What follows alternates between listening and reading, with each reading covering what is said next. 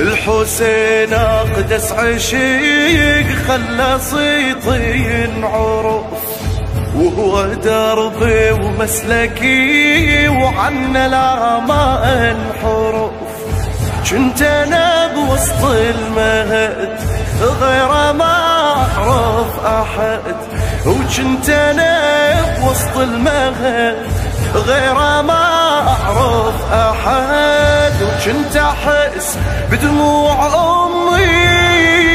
امي اذا تبكي بأسى، واختلط دمه في دمي وعقلي ما نسى.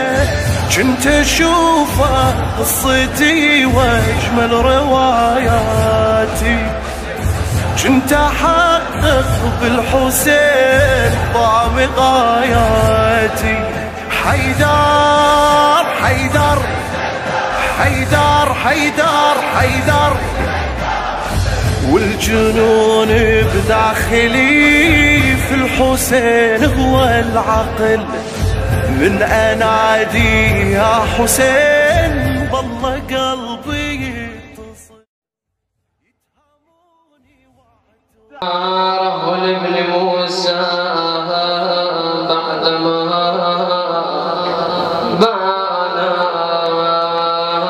يا غيرة الله قلب الكون قلبه، يا غيرة الله قلب الكون قلبه. سم يقطع للأحشاء ألوانا، قضى الرضا نحبه شما فحين قضى الهدى عادما للحق بنيانا.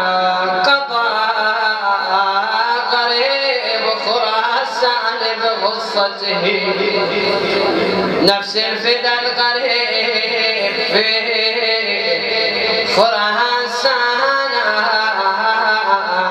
ليت النبي يراه قاذفا كالدر، كانت لدين الهدى قلبا وعنوانا.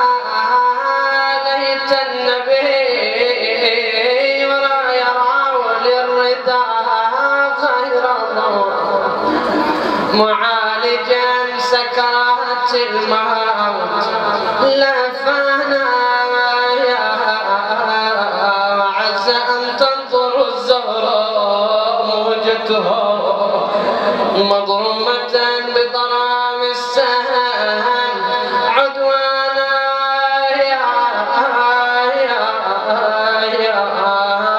فيا بني الحق حقا يجرحكم خطب يجرح للمختار جثمانا. يقول الراوي إذ دعاه المأمون فلما أتاه وثب إليه معان قوما بين عينيه وأجلسه معه وناوله عنقود عنب وكان بيده قد أكل بعضه. وقال يا ابن رسول الله ما رأيت عنبا أحسنها من هذا. قال الرضا صلوات الله عليه ربما كان عنبا حسنا فيكون في الجنة. فقال له كلوا منه فقال تعفيني منه. فقال لها بد من ذلك فأكل منه 3 حبات ثم رمى به وطار. فقال المأمون إلى أين؟ قال إلى حيث وجهتني. وخرج حتى دخل الدار وأمر أن يغلق الباب ونام على الفراش. فمكثت واقفا في صحن الدهر مهموما محزونا والإمام بين قائم وقاعد من شدة السوم. إذ دخل علي شاب حسن الوجه أشبه الناس بالرضا، فقلت له من أين دخلت والباب مغلوق؟ قال الذي جاء بي من المدينة في هذا الوقت هو الذي أدخلني الدار. فقلت ومن أنت؟ قال أنا حجة الله عليك يا أبا الصلت، أنا محمد بن علي.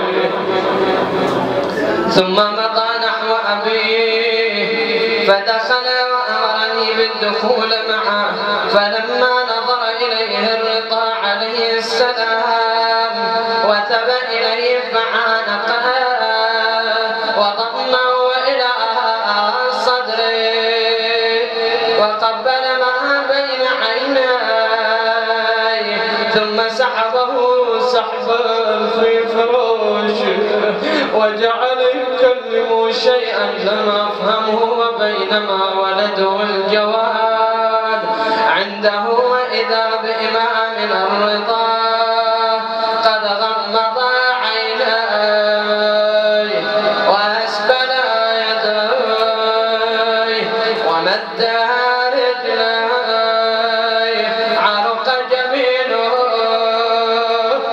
سكن أنينه وفاضت روحه. رحم الله من نادى وإماما وسيدا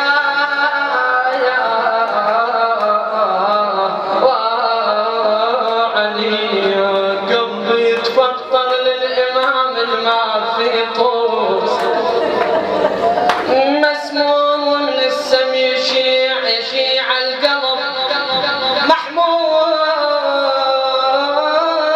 قلبا حمس من عظم سم المات منه، يتقلب على فراشه ويجذب الون، سم الخفيه والرضا ابدا علامه، وارخص الخادم لو كشف راسه كلامه، ولو شاف راسه مغطى فوق العمامه، خل يخبر الشيعه بسمه وتلطم الرسل.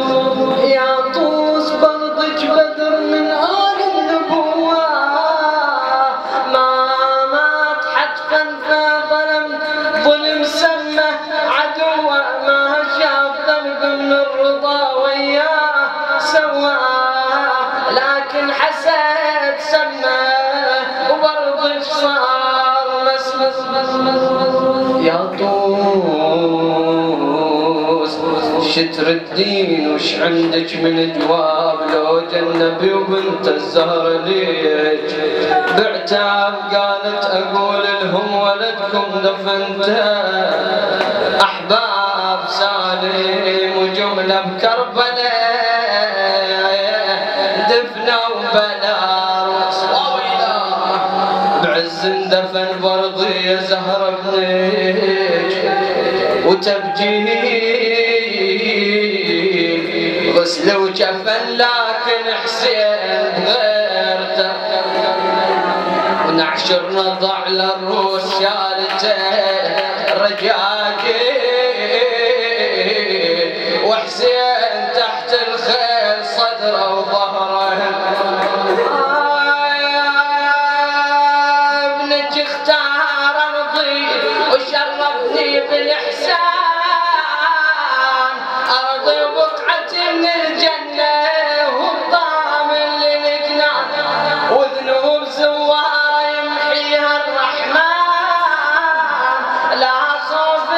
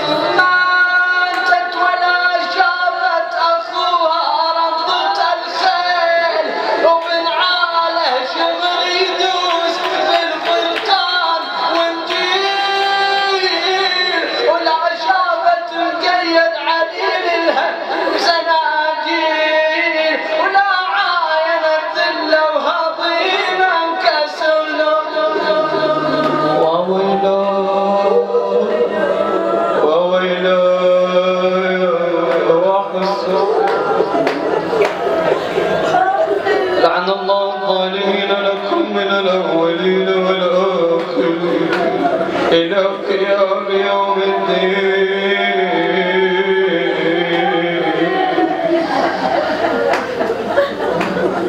لا حول ولا قوة إلا بالله العلي العظيم. وفوض أمري إلى الله إن الله بصير بالعباد. اللهم لا تدع لنا ذنبا إلا غفرته ولا هما إلا فرجته ولا سقما إلا شفيته ولا عيبا إلا سترته ولا رزقا إلا بسطته ولا حاجة هي لك رضا ولنا فيها صلاح إلا قضيتها. اللهم ومن أوصانا بالدعاء فرج عنه فرجا عاجلا قريبا كلمح البصر وهو أقرب من ذلك برحمتك يا أرحم الراحمين. اللهم كن لوليك الحجة